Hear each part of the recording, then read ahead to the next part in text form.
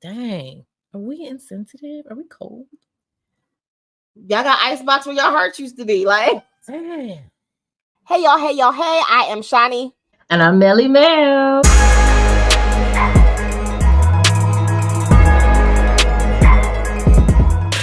Welcome to the unscripted world of Boldly Untitled, the podcast where two untitled best friends of 25 years get real and raw about everything life throws their way. Join us as we chat about relationships, friendships, sex, parenting, life struggles, and the wild journey of entrepreneurship.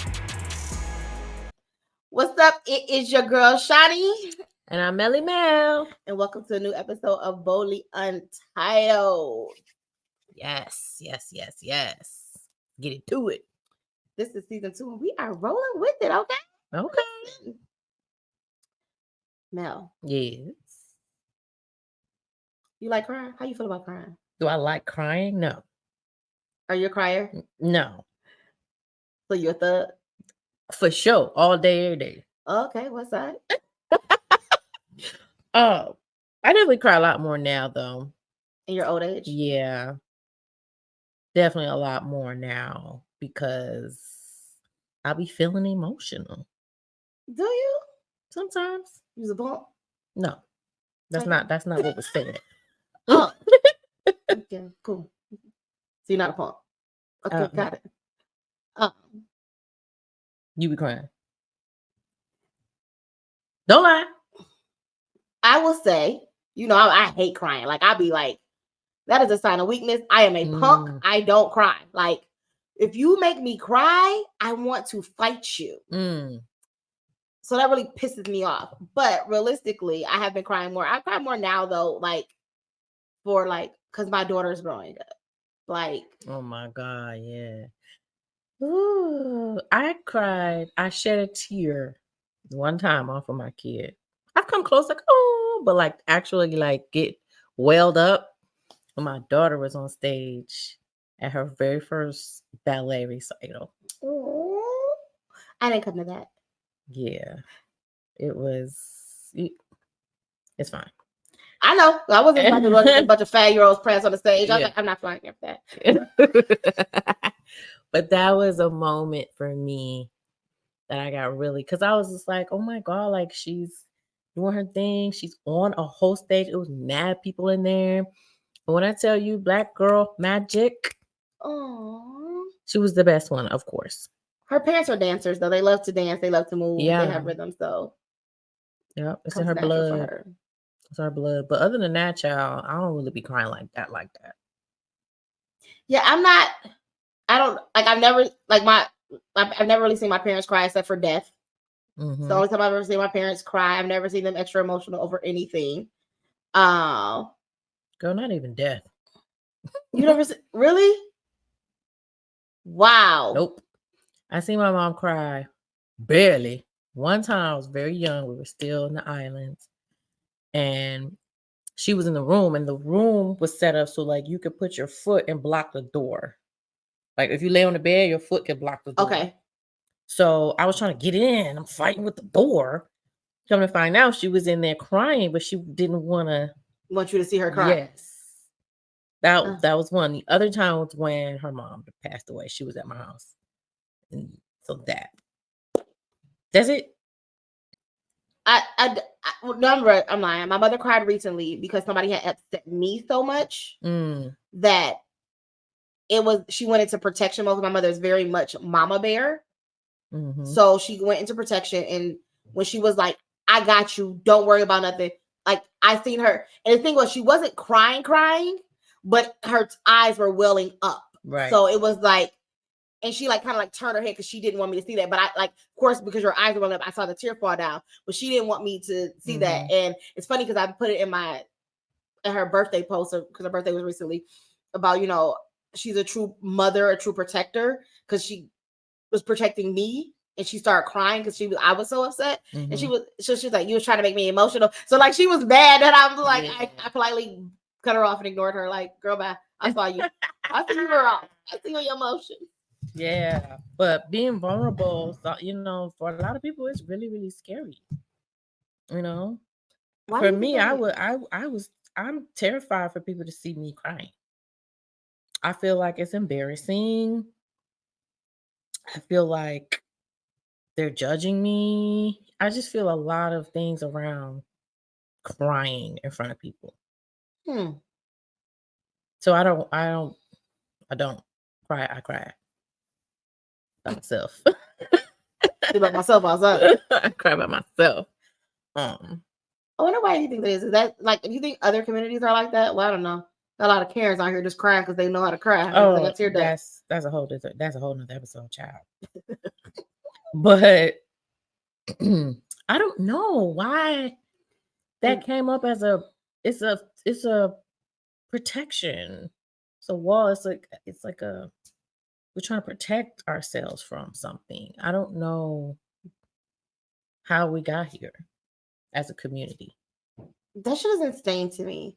That it's not like so many black people like, no, I'm not. Some people are crying. It's like I have a friend, event planner friend, and she like, I cry at the drop of a hat. And I'd be like, you would drive me up a fucking wall. I would probably cuss you out. Like, stop fucking crying. My sister does that too. Really? She cries a lot. She cried for everything, child. She cried my baby shower. She cried my wedding. She cried for my trying on my wedding dress, and the wedding dresses wasn't even hitting. She was crying. I'm like, girl, When I told you to get long sleeves because I was there. I think so. She's Yeah, getting married on a beach. Look, you talking about long sleeves? child. So she cries a lot, but I don't feel like the rest of the family be on that like her. So How do you feel about men crying? men crying. So I will say, I used to be like, fuck no. No, I'm not gonna hold you. I used to be like, bitch ass nigga crying, right? It was horrible. I would clown. I mean, not really to their face, but like, if we're with our girlfriends and then like my this nigga friend was be fucking like, crying. yeah, like what? Right? Like going in on him. But that was horrible of me. That was toxic.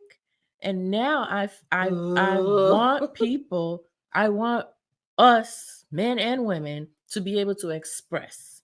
And if it moves you to the point of tears, let's look into it. This is serious, something serious for you. And you shouldn't be afraid or embarrassed or get clowned because you feel something. So don't be like Tyrese on the internet and people crying and he crying and the whole world judging him because he crying.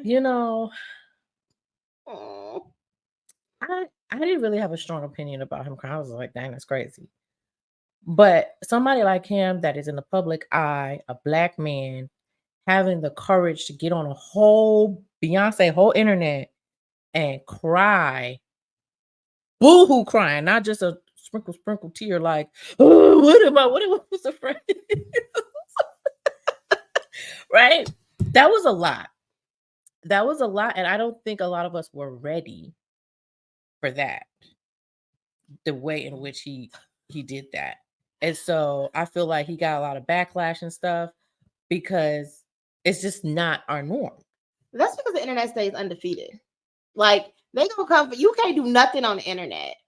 But what is like the healthy balance between that's the bitch ass nigga always fucking crying and yes, it's okay to share your emotions because we all know, like for example, Tyrese will go on the internet and rant and rave and act. I'm sorry, the world. The hairs in my mouth. I couldn't take it. Rant and rave and be extra emotional. Like, are you emotional? Are you just having a nervous breakdown and your mental health is not right? Or is this the normal? Like, are you just doing it for show? Like, it becomes like, what you got going on, Playboy? Is this real or is it not? Well, I don't know because I feel like I talked to my husband about this because that's another nigga I seen cry for real. I don't think ever. I think he teared up one time, maybe twice that I can recall.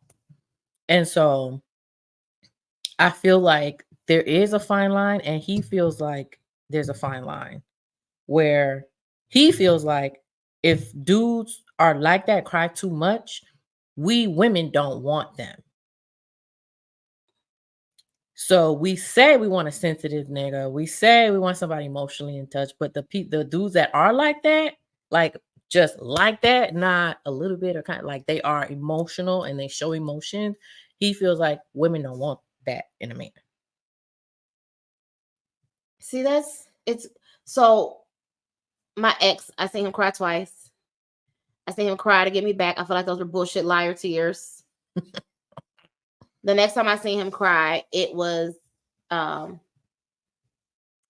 a serious situation, and he was just like, he was literally opening up to and breaking down to me, something in life that has bothered him and the way he's felt. And it was the most vulnerable I have ever seen him, other than the lies of trying to get me back or something like that. Mm-hmm. But that was the most vulnerable, and I actually felt like I felt his pain at that moment. You know what I'm saying? Like, okay, so did you, in that moment when he was doing all of that, did you feel good? Like, okay, he's opening up, that brings us closer? Or did you feel like, dude, what? Get it together? No, I felt more like he's opened up, getting it closer. Like, I never, for me, even though I seen my dad cry at my granny, when my granny died. Maybe. I think he was like teared up a little bit when he was sweeping the house or something. I don't remember even him crying at the funeral. I think he had sunglasses on or something. But my uncle, on the other hand, who was my aunt's husband, but he was literally my uncle my whole life till he passed, because they were married before I got born. He cried all the time, but it never made me feel any way about him or making me think that he was less of a man. I just felt like he was in touch with his emotions. You know what I'm saying? Like, so do you feel like it depends on what you're crying about? I mean, because I feel like if it brings you to tears, it got to be serious for you. But if I'm looking at you like that ain't nothing to cry about, it's like, So do you feel like there's like levels to which should bring on tears, or do you feel like people should be entitled to whatever makes them cry? So, I'm very big on don't tell me how to feel. So if you are crying and you feel that emotional, that strong, that high up about what's going on, then yeah, go ahead and cry. You know what I'm saying? Like, because don't tell me how to fucking feel. Because if I'm crying, shut up and take this cry. So let's say, it's something very simple to you, and to them, it's the whole world is over and then breaking down. Are you looking at them sideways, or are you respecting their feelings and saying, "Go ahead, let it out, boo"?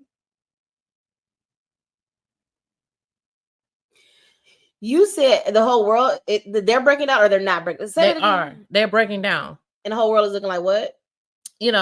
I cut my finger and it hurt. Something stupid. Simple. Now, I'm not going to be able to handle that. Right? Something simple. I mean, not that. That's a drastic example, but something that you would never dream of a grown man crying about.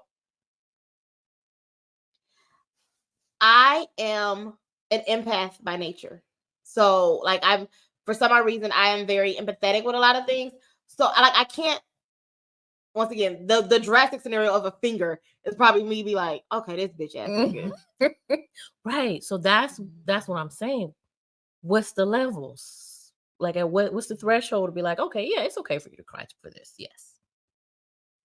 I feel like if you need to cry, but sometimes a release of a cry is not just that situation. It can be built up situations. And this person over here crying, and I do feel like we as women do not create a safe space for men to be vulnerable, for them to show emotions. And this is why we have these insensitive ass men that we looking like, I just need you to know how I feel. And they don't, because we haven't created a safe space for them to express their feelings, because it's gonna be like, man, fuck up, why the fuck is this bothering you? Like, blah blah blah.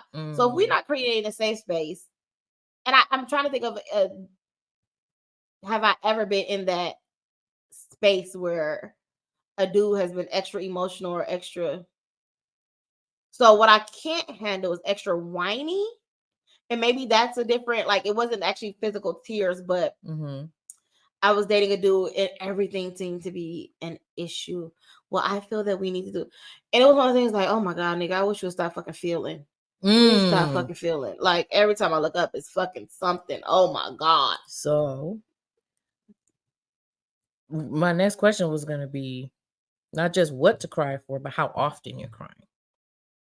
So in this case, and not necessarily tears, like you said, maybe just complaints or just expressing something, some feeling he has or whatever, nagging, whatever you want to call it. Does it matter how often he does that? And again, going back again, what is he complaining about?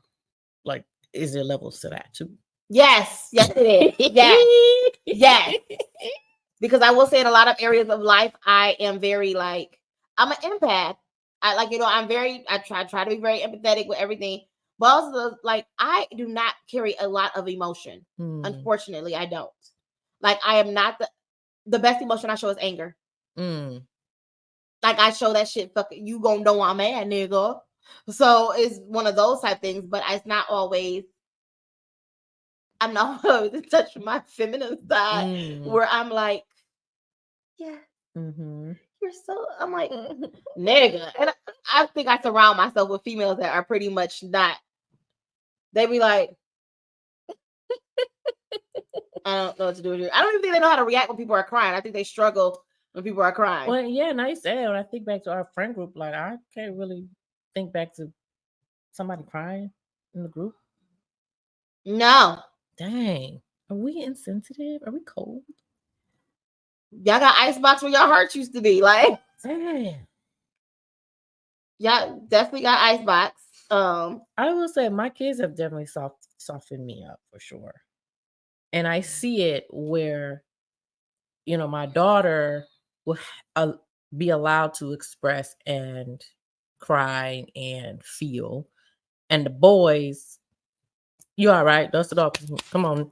And that's that. And I always step in when I see it happening, or I definitely, I come on, let me hug you. Because what I don't want is for them to grow up feeling like they can't express and feeling like they don't know how to nurture or be nurtured. But in adulthood, the sucky part is you're going to do this. You're going to train them to be that, to show their emotion. And then there are going to be some little broad who they godmama best friend gonna have to cuss out because you done told my godson or his brother that he can't fucking cry. Okay. Well, hopefully we do good enough job at home that doesn't sway him. You can't help him with the Brawsy date where he. But I feel like we will have a balance because it's not always me nurturing, right? It's and sometimes I'll be like, okay, yeah, you okay? I don't come on, hug. Sometimes I do a rub or something, not a big, and I always say, do you go ahead and cry because I don't want it to be a habit of them just always sucking it in and trying to be a man. I don't really like that because I want more emotion out of my husband now. And I feel like it's because no one gave him that space or show him how to even do that. And I feel like throughout, we can continue to show them maybe this is not that big a deal. Let's think about this. And sometimes it's like, yes, I'm going to let you feel, for us growing up, I feel like no one was teaching us okay, this is emotional intelligence. Correct. There you go. Bam. Emotional intelligence. There you go with the vocab. That's it. That's it. Exactly.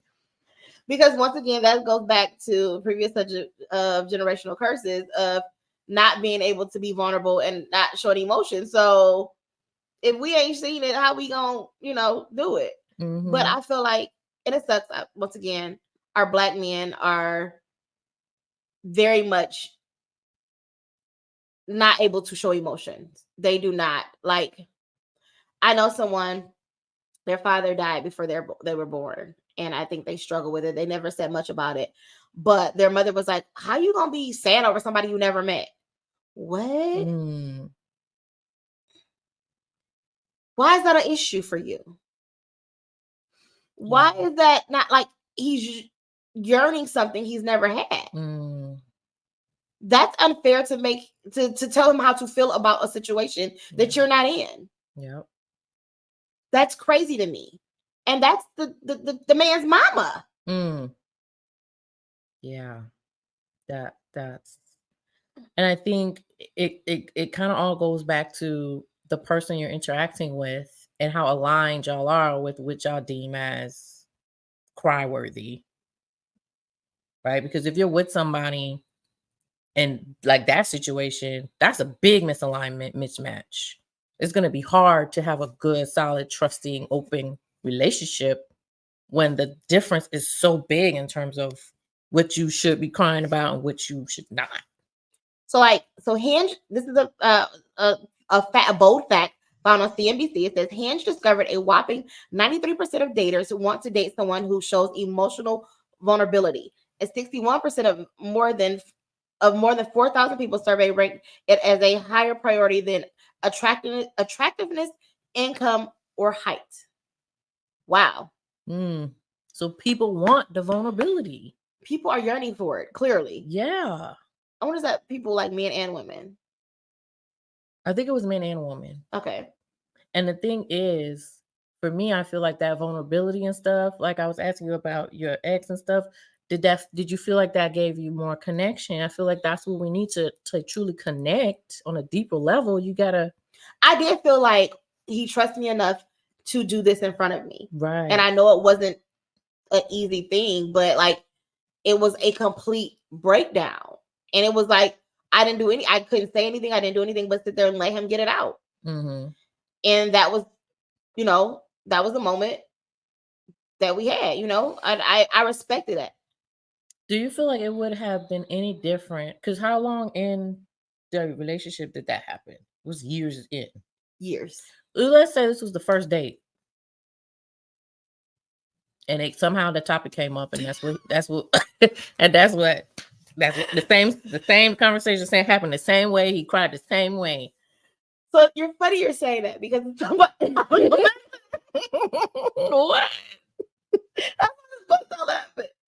So a guy I know met this girl, went to see her. He gave her a hug and she bust out crying. And he was like, "What the fuck is wrong with her?"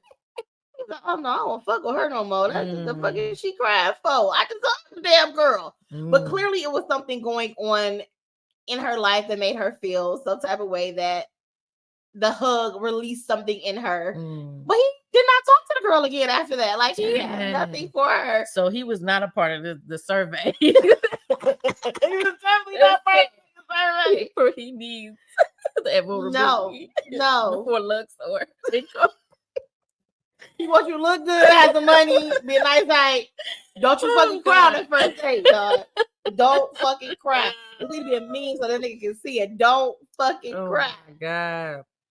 Yeah, but that's the other layer too. Like, at what point in the relationship is it okay to start opening it up to that level? So the guy that I said I don't want to talk to no more. He called me in the midst of me going through something really major, having a whole breakdown. I was crying, fucked up, and he asked me what was wrong. No, he called me. I was like, "I'm having a moment. I'm gonna call you back because I don't know you. I don't want to cry." Then he asked, so he later like, "You all right or whatever?" So he kind of like asked. So I kind of like started going to detail. Then he stopped listening. And I could tell he stopped listening, and it pissed me off. Like, you asked me, I opened up, you stopped listening. So that was for me. I don't do well with stuff. So if I'm going to let you in, and it was once again, it was fairly new, but at that point I was venting. I wasn't crying anymore either. But you tuned me out. So and I was going through something. So where we are. So this is why I don't like my vulnerability is fucked up. Like I struggle with vulnerability. I don't ask people for things because that's for me that's being vulnerable. Because I don't like rejection, so that all goes together. If for me to ask you for something, that's me trusting and asking you for something. If you don't show up, I'm pissing you the fuck off. So I think that's being a part of vulnerable and trusting someone. Right. I struggle with crying. Like I said, this year I've been full of emotion crying because my daughter is a senior in high school, and it's like I'm actually getting better though. I'm not crying as much. We went trying on prom dresses, and I did not fucking shed one tear. Okay, I did good. Okay, I did really good. But I just think it is layers to the vulnerability. It's the layer with trust, with whether I'm ready to cry in front of you. Because I don't think many dudes have ever seen me cry. Because I'm not gonna let you. If you piss me off, I'm not gonna let you see that you pissed me off, and I'm gonna cry in front of you. Yeah, I really don't think any dude has ever seen me fucking cry. I'm not gonna give you that satisfaction. So if you do make me cry, I'm ready to fight. So you probably should move. Okay. So I'm gonna swing on you. That's not. It's not healthy. It's Yeah. toxic. Yeah. That's I'm gonna work on it. Don't let that deter you. It's come to that point in the episode, y'all, which you got to plug. Okay. Don't let that deter you from hollering at me. Okay. I am working on my emotional intelligence. I'm not gonna swing on you. I left that in my past. I no longer blow nigga shit out. Okay. There's nothing you can do to make me swing on you. Y'all hear that, folks? She's a reformed. Maybe. I'm not gonna swing on anybody anymore. That wasn't nice. It could have got me choked up. Not choked up. Coulda. That could have went really, really bad. Each time I did it. Oh, several times. Okay. It's only been a couple. Like two. Okay. This is not a very good pitch, by the way. I am no longer her. She has died inside. She has died. I don't swing on niggas no more. Okay, that's because I'm not dating niggas no more. They grown men who not gonna do nothing to make me swing on them. So if you're a grown man, holla at your girl. Use the nigga, go be nigga-ish. Dang. Cause I don't want to swing. Grown man only. Holla at emotionally intelligent grown man. This portion came early this time.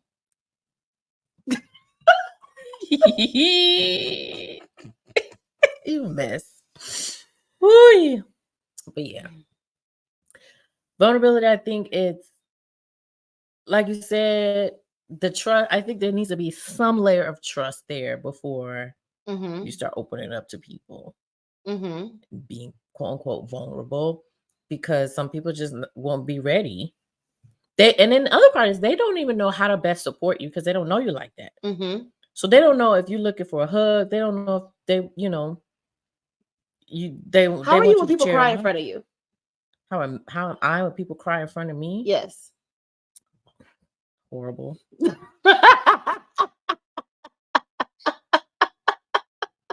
Terrible. I feel like I'm getting a little better because of the kids. I'm more, but like it would just be like, like just like, because I'm like, you want me to touch you? Should I hug you? Are you good? Like, I just don't know what to do because again, it's new territory. Crying was not a thing growing up. It wasn't a thing that we did, and so we knew how to handle it. So I never knew how to handle it. It was always awkward for me. I hear that from a lot of people. They don't know what to do. My ignorant ass cracks a joke. Because that may be the uncomfortableness of seeing someone cry is. And what do you say or what do you do? Like, so usually if someone's crying, I'd be like, "You want my bosom?" And they usually start laughing. So I mean, granted, if it's something major like someone died or something like that, no, I'm not gonna offer my bosom at that point because of that. But if it's something that like I'm trying to lighten your mood to get you out of that funk that you want my bosom, and most people laugh and be like, "No, I don't want your bosom." And I hit them with it says sexy. Oh my God. I think for me though, I tend not to try to stop people from crying now because you gotta have to let that out. So I feel like go ahead and let it out because for me, I always hated like holding stuff in. It always bothered me because I feel like I got energy in here that I need to let this out. So when people, because then you carrying that, you look like it's causing you to have a seizure. Yeah, I'll be trying to, right? And I feel like if you carrying that, it's coming out some way or another. You're gonna unload on somebody else. So somebody who did the smallest thing too. Yeah. Who didn't deserve that unload. Correct. So if you gotta cry, baby, I welcome it. I'll be like, let it out. That's my thing now. Let it out. I say, let it out. In that voice? Because that was the first time I heard. Let it out. Who are you? I was in a business setting where I was coaching on Zoom, and she started crying. This was recent too, like last month. And I was just like, let it out. Because I feel like that allows them to just not feel like, okay, let me get my right and hold it in. And now they miss the opportunity to let their energy out. Mm-hmm. And I was able to like provide them the space to go ahead and cry it out. Crying, I do feel it is a release of Mhm. energy, like a major release of energy. And I think it's healthy. Yeah, it's your body's reacting like that for a reason. Like, let the body do what it's supposed to do. That's when I feel like when my kids are crying, my boys are crying, I always say, let it out. The other day I was talking to my son about something, and you could tell he was getting, worked up and teary-eyed. And I said, come on. And I just gave him a hug, and he let it out. And it wasn't like a boo-hoo-hoo. You could just see that he was just letting the tears fall. And I feel like as his mom, where else is he supposed to do that at? True. If he can't do it with me, well, damn it. So yeah, because I that is what I do hate when mothers are like, boy, shut up all that crying, you're a boy. They don't do all that crying. Nah. Why is it okay for girls to cry, not for boys to cry? No. And then the girls, funny enough, for me, it's backwards. Because for the girl, I'd be like, you crying is not how you get things. Stop trying to use your tears to get what you want. Oh, you got a little manipulator? Oh my God. She will ball. And then, and I guess she knows I don't really like that. So she'll cry quietly. And then one of the boys will be like, mommy, Ari's crying, by the way. And when I hear that, I know exactly why, because something transpired and I told her no or something like that. She couldn't get it or whatever. Because I'm like, you're crying and you're going to get it. When you do that with your papa, you're going to get it.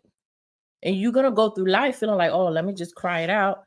And somebody's going to get my way. I don't like that. I don't want her to lean into her tears to get what she wants. I want her to lean into using her words and logic and debating and stuff like that to give proof or argument. Express what you want and get what you want that way. Why she wants it. Yeah. I'm not a I don't, my daughter, she's very much tell it like it is. She's going to express how she's feeling. Not really. It depends on the situation. It's situations in her life where she's like, I just don't see the point of saying how I feel because I don't think it's going to go anywhere. And right now, her logic is on something in her life is, I'm 17. People don't listen to children. And when I express how I feel, no one's going to listen because they're going to say I'm a child. Where did she get that belief? I don't know. Because I listen. But I think it's the situation at hand where she feels like it's not going to be taken as serious as she needs it to be taken. So she feels like she'll circle back one day in life. That's terrible. And I think it's very unhealthy and she should go to therapy, but I can't force her in therapy. Not at 17. Like, she got to want to address it and feel like it's a real issue. Because that's going to carry into other areas. You know what I mean? Be fucked up. That's horrible that she feels like she can't be heard. Like she's like she has no voice. That's silent. Yeah. Yep, that's what she feels like. So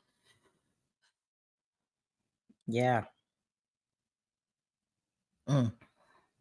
So how do you think we should create safe space for our men and our children to be vulnerable, especially like our Black men? But I know for me and my husband, this has been a topic. This has been a topic because I find myself being more vulnerable, and I find myself wanting him to also match my energy and be more vulnerable.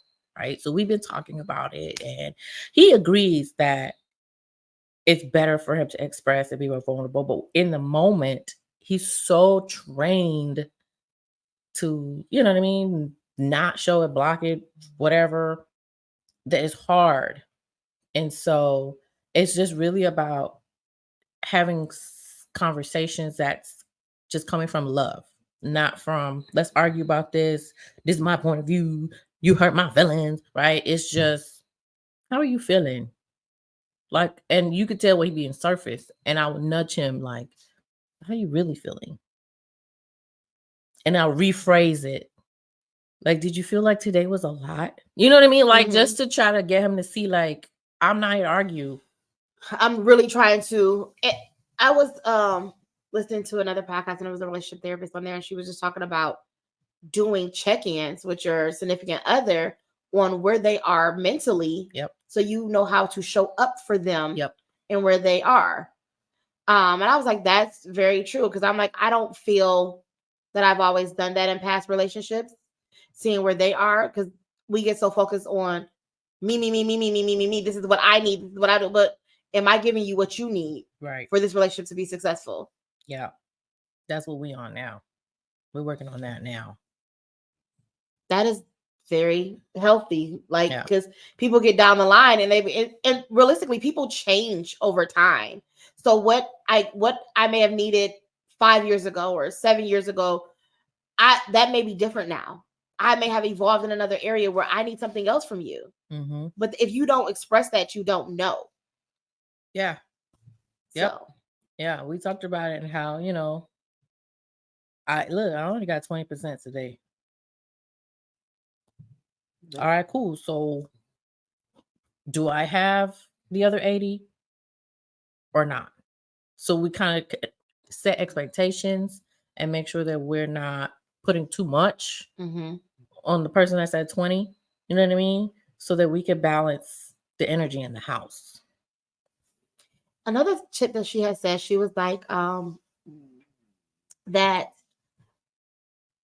even if you're in a good space, if you guys have ever been to couples therapy, you should even go in when you're in a good space, just as a check-in and a reassurance that a mediator, it may be something that had happened, some undersurface that they had just brushed to the side, that may come out on that point, and you're like, oh shit, I didn't even know that was something that was manifesting within you before it gets bad. Like, just let's do a couple sessions just to make sure we're in a good place with a mediator. Yeah. I was like, that is things to know, because as I, approach this life again, I have tried to be very much more intuitive of things that I may have done wrong. And I know me being fucking boy and emotions and sometimes and not expressing what I feel. And I too sometimes think I wasn't, if I tell you how I feel and you don't accept it, you tell me that my feelings are wrong, I shut down immediately. And it creates a space where I don't want to tell you when something's wrong with me, because if you tell me how to feel, I am going to lose my shit, or I'm just not going to talk to you. Don't tell me how to feel. Yeah. Because it takes a lot for me to tell you how I feel. And then you shut me down with, well, you shouldn't feel that way. Don't tell me how to feel. I'm telling you how I feel. So, yeah. So just creating spaces for people in your life, your friends, your kids, your significant other. Yeah. And yourself. and yourself. Yes. So we are at that point today. Well, we are going to do our bold recommendations. Ooh, bold recommendations. What you got now? So I'm in a book club. Okay. We love my sister, my friend. But it's book club. It's very serious. We have a whole spreadsheet. We track our books. We rate our books. Of course, y'all do. We do all the things. I feel like that is the two older ones and not the younger one. Oh, she with it. Okay. She's very buttoned up with all her stuff. She don't play. Okay. All right. Organize her stuff, like deadlines, whatever. She be on it. So it's great for all of us. But there's a book that we read in the beginning of 2022 that got us into fiction. Because before we was just reading, like, self-help books, how to make money, how to be a better person, that type of stuff. Oh, I love a good fiction book. But we was like, let's switch it up. And oh my God, the first book that we read is called 1,000 Boy Kisses. Okay. That book is the standard for every other fiction book that has come across our book club. Really? It is such a good book. It's a romance. Talk about crying. You cried through the book? I cried 65% of that book. I don't know. I don't want to do that. Oh my God. The book was so good. It was well written. You felt their love. Woo! It was very good. Excellent book. So if you're into fiction and you're into romance, baby, 1,000 Boy Kisses. 10 out of 10. Highly recommend. Every other like romance, I'd be like, he ain't got none in my dog room in the book. He ain't talking about none. He ain't talking about none. Everything gets compared. So Okay. All right. 1,000 Boy Kisses. My bold recommendation. So I just started the book, so I can't tell you how great or how it is, but I will say in the beginning it is Insight. I just forgot the name of the book, but it's by Joyce Myers. It's about anxiety. I suffer from horrible anxiety. Like it consumes me. And my cousin sent me this book. She was like, I sent you a book in the mail. It's about anxiety. You should read it. Because I feel like anxiety is going to be the death of me at this point. Like it literally, and it's one of those things. Anxiety is something that you can't control, and it comes out of nowhere. And I will say it's Joyce Meyer, so it's faith based. But if you're going to be faith based, you should really let it go. So like and I'm like, clearly I need the tools to rely on my faith, so I'm not walking around here sick, because my anxiety physically gets me sick, where I will start vomiting and everything. So this is something that I'm truly working on this year, is combating my anxiety, because I don't know how to just turn the shit off. It's dumb. So yeah, so that's, work on your anxiety. That's a book. I'll come back with, how that is working for me. Okay. Nice. Dun, dun, dun, dun. It is the bold question of the day. We should do a jingle. Question of the day. And harmonize. I don't know about the harmonize. Yeah. What are you singing? Bass? Yeah.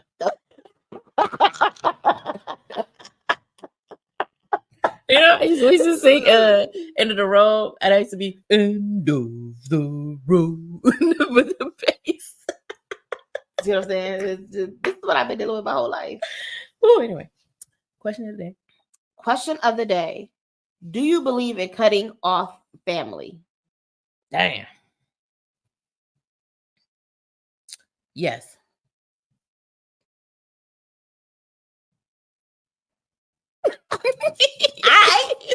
Yes. I just, I think a lot of it's I do value family. I love family. I feel like family is the core of our connection with other people, right? It starts with the family. But at the same time, you can find people that are not blood related that brings way more value into your life. And I don't feel like just because we have this shared DNA, we have to succumb to subject ourselves to whatever bullshit that they got. So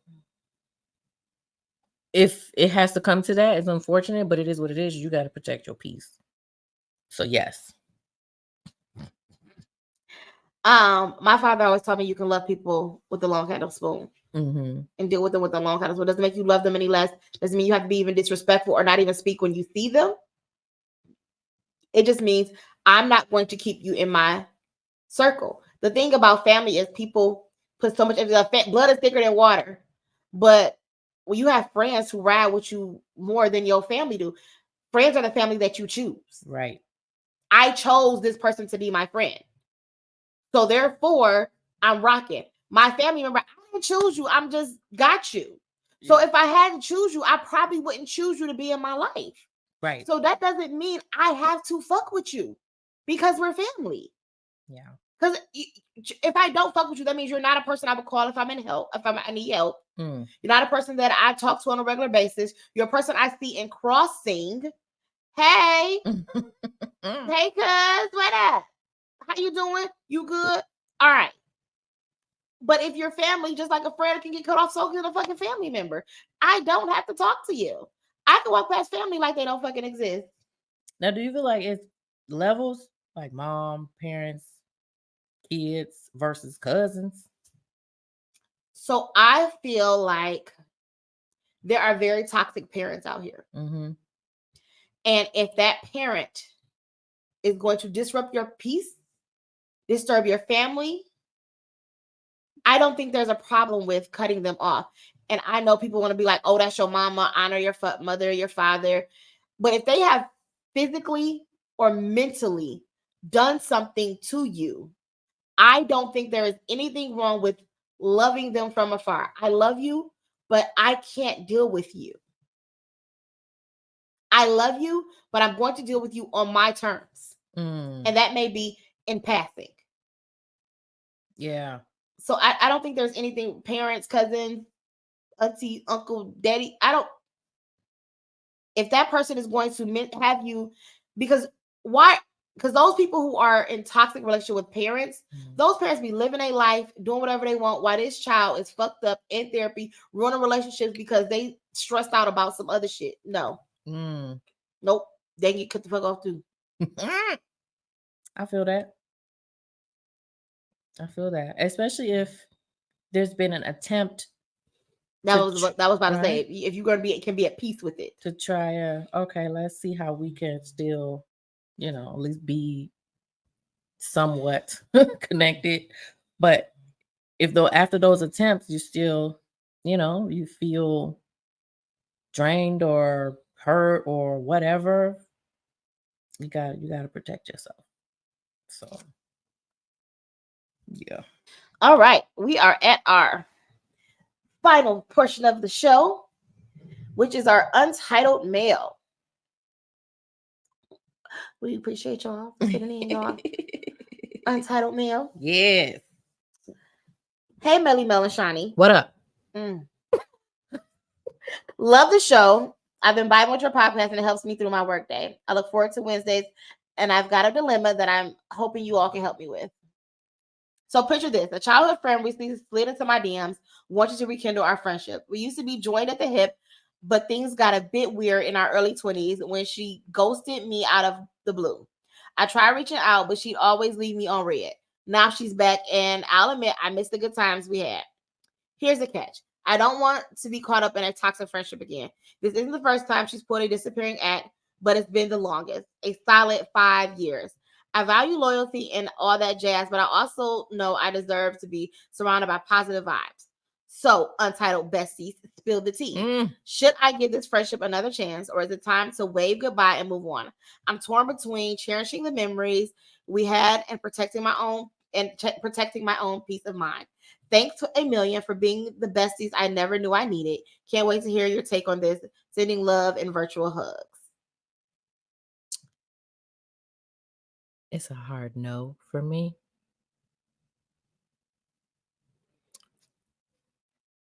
What? How you ghosting your bestie, your friend? What? And then my question now is, okay, after the 5 years, you got me fucked up. But whatever, 5 years. I'm gonna stop calling you for 5 years. Try it. Okay. See how that works out for you, right? After 5 years, you want to come back. What was said? Oh, hey, girl, I was going through a lot for 5 years. Like, what was said for you to even feel like she deserves to come back into your space? But yeah, after 5 years, that's a bit much. But that's not even it. Even if after 5 years you came back, you had some crazy sob story, and I was like, "Dang, that's crazy, girl. I still love you." That's not, because it also said this is not the first time. Idiot. So no, this is you. This is you. This is how you are. This is your personality. No, because how do I know one day I'm gonna wake up trying to hang out and you gone? I can't trust you. Nah, we're done. Usually I am not as hardcore as Mel. I'm usually a little bit more empathetic. I'm the more empathetic friend. But on this one, I'm going to have to roll with what Melly Mel said. Just because I just feel like your life is not a revolving door. And why should people deal with you on their terms all the time? It's different if when you're reaching out, it says, hey, I'm going through something right now. I just need a little bit of space. I just need to go through what I'm going through. That's fine. That gives you that. But to leave somebody on red and not give them somebody that's supposed to be important to you, somebody that's close to you, I think that is a lack of caring. So now what's changed in your life now that you want me to be a part of your life? I think that is unfair. I think it's very toxic. I think it is a situation that you don't have to deal with. That's the thing about life. You can pick and choose. And I would probably leave them on red too, because I'm petty. Okay. I'm petty. Okay. Ooh. So I wouldn't circle the block on that one. I don't see the benefit of the return. I don't see any return on the benefit. I don't see what's have somebody to hang out with. Well, she was talking about some memories. Girl, make new memories. You can have memories and keep the memories, and you can still look back. And it ain't even a beef, you know? It's like you can still look back and laugh and be like, oh my God, it was so much fun. I miss my friend, and keep moving. Yeah, I've recently like circled the block on like some friendships. And I realized, like, I don't really want these. Like, it's cool to be like, hey, how you doing occasionally or whatever. But I don't want to ever hang with them again. Like, I don't want to. Like, there's a reason we stop hanging or talking or whatever. And then it's got to be a beef of a situation. But yeah, I'm in a different space in life. Yeah, and I do feel like if there's a desire to grow and do better, and like I see you trying, or you know what I mean, that's a little bit different. But I feel like that's why my first thing was what was said, because maybe there is something that she's working on herself or whatever, and you just happen to feel the grunt of that. But at the same time, you don't deserve that. So you got to pick one. Like, are you willing to work through this with her and know that she can go through at any time? Just, you want to be supportive, you want to, whatever reasons keeping you there, or you prefer to move on with life and form bonds with real friends, real bonds, real friendships, real connections. Yeah. Like, I feel like it's way too many people in this world to keep going into that, whether it's with a dude or friend or whatever, to just keep circling, says the one who did it a long time. But you live and you learn. So no. Yeah. It's a no for me, big dog. It's a no for me. No for me, I love that phrase. Love it. All right, y'all. That is this episode of Boldly Untitled. So what we get out of this one? Ooh, vulnerability. Just let's not be so hard on each other. Let's give each other room to feel and have feelings and express those feelings. And let's recognize when we are not allowing people to show that vulnerable side.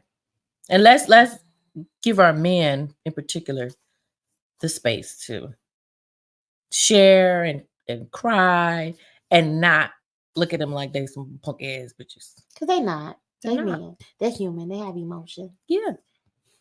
Yeah, I just, be more empathetic, be more in tune, take a step back and put yourself in a situation or look at it from a different perspective to see why they may be feeling that way, because a lot of times that shit is deep rooted. So facts. Yeah. All right. Thank you for tuning in to Boldly Untitled in this week's episode. And y'all can find us on whatever that clip says that y'all can find us on. Deuces. Deuces.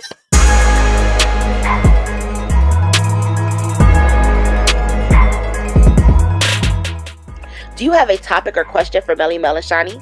Well, email us at boldlyuntitledpodcast@gmail.com. And don't forget to follow us on Instagram at Boldly_Untitled_, on Facebook at Boldly Untitled Podcast, and on YouTube at Boldly Untitled Podcast.